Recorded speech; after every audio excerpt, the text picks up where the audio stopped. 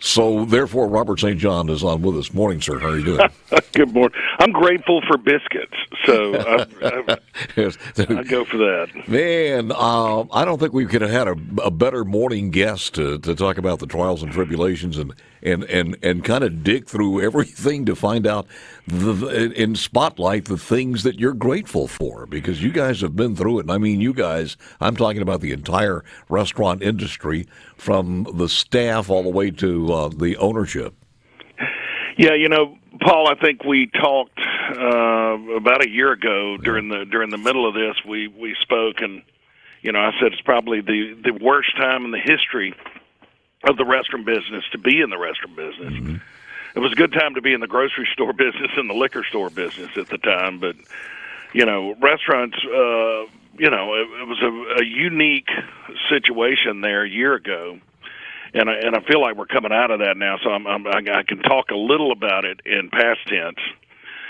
But it's one thing that a lot of times when times get tough, people kind of develop a bunker mentality, and they hunker down and just get into survival mode and do what you can do. And what I kept preaching to my people, and I had to keep preaching to myself, because sometimes I was saying it and it was like, I don't know about this. We're going to make it through this thing. But, I just kept saying, we got to live in the solution. Let's don't focus on the problem. Let's don't get into the poor me's and get all depressed about this and sit on a big old pity pot or something. Let's just live in the solution. Let's keep pressing forward and do what we can do. And for me, that meant, number one, taking care of my family. Number two, taking care of all the team members. We have 300 people when this thing hit, and shut down 3 restaurants right off the bat.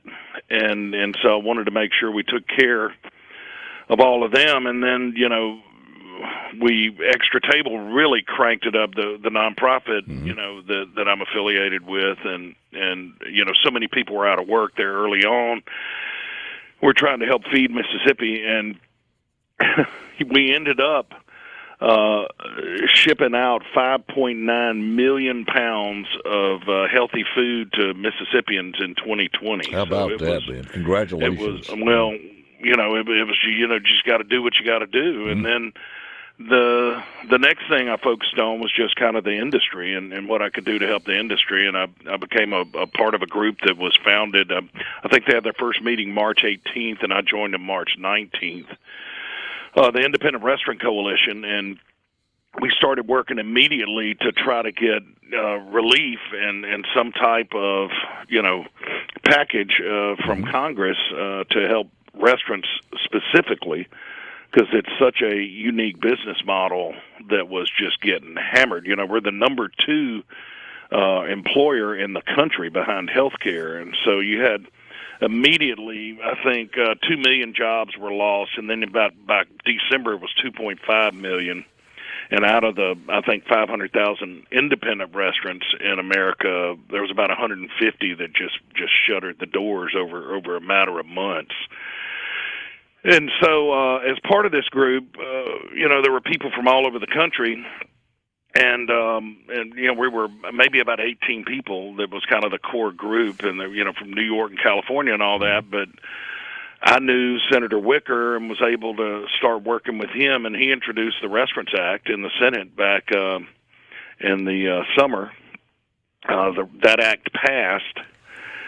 In the House, our Congressman Blumenauer from Oregon introduced it there, and Senator Wicker wrote that bill. Rob Murray, who is his legislative director from Bay St. Louis, is a sharp guy. I worked with him a lot. And they introduced it in the Senate. We got 52 senators on board, both sides of the aisle. And we couldn't really push it over the finish line, mainly because the election happened. But when the new Congress was in session, they brought that back up, stuck it in that big $1.9 trillion deal. And say what you want about that and all the, the waste and the money that, went to other places. But I'm going to tell you, Senator Wicker's Restaurants Act was put in there. and pretty much as it was written in the previous Congress, and it will save the restaurant industry. We're working with the Small Business Administration right now to kind of write the rules and how that will be distributed and make sure that it goes to people who need it and not people who don't need it, because there was a lot of that going on. But Senator Wicker voted against the big package, which he should have. I mean, there's no way he could have come back to Mississippi, but he gets credit for writing that original package that really just almost word for word made it into that bill. And so, over the course of a year, is one thing I was thinking about before I called up and was talking to Perez a little bit before you and I got on, and it's, gratitude. I was thinking about what I could talk about. The thing, I'm almost 60. I'll be 60 in October. And there's one thing I've learned in life, and it's when, I'll explain it this way. Like my dad died when I was 6. Like the worst thing that's ever happened to me, period. Nothing worse has happened. But there have been several things. When I was about 19 or 20, I can't remember, I flunked out of college, which was like the second worst thing to happen to me at the time. But I came back to Hattiesburg a little with my tail tucked between my legs, but I started working in the restaurant industry.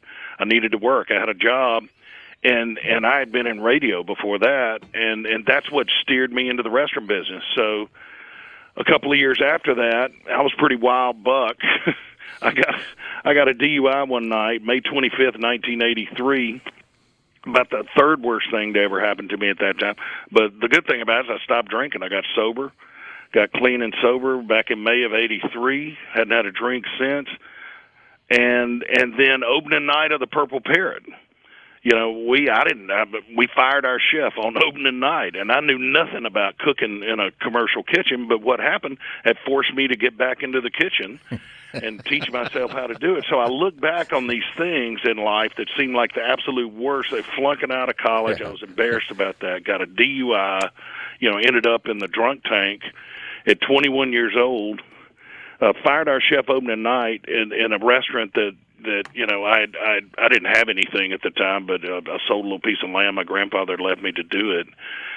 And all of those things at the time seemed like the absolute worst thing that could ever happen to me. And now with a little time and distance seem like just a blessing almost. And yeah, you would be the poster boy for the saying, "What doesn't kill you would make you stronger." Then.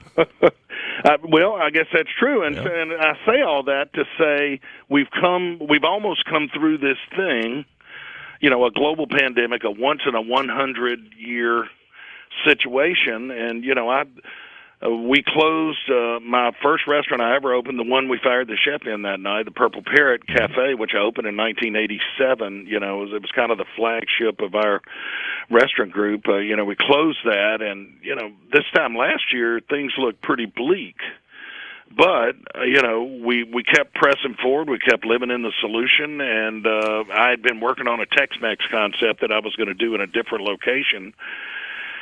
And, I started thinking, well, maybe, we'll just do that. I own this building. Let's go ahead and just reconcept this space and do it here. And so we did that. We opened back in early January, and it's just been, crazy busy. Right, so Robert, let me ask you this before time runs out here. Sure. We talk about things that we're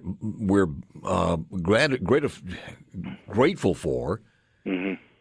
But as the business models have changed forever now, as far as the restaurant industry, and also when you come back in, you start thinking about it. Aren't your patrons, the people who have this, and it may not last, but they just seem to be when people are in the restaurant, we have this appreciation that we're there now. Yeah, I think there's a lot of that. People are happy to be around people again. Yeah.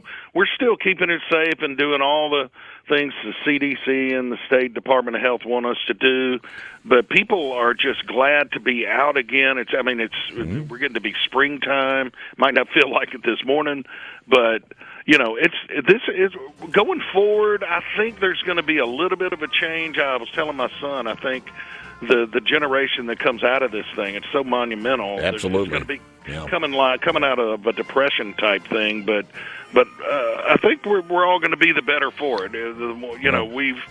We've come out of this, and we're living in the solution now, and I think the restaurant industry has made some tweaks and changes, and hopefully everybody has survived. Yeah, I agree with you 100%. Yeah. Man, you're part of the family. We thank you so very much, and always good to talk to you and see you when we have that opportunity. Robert? Oh, you and Perez are good for Mississippi. Thank for what you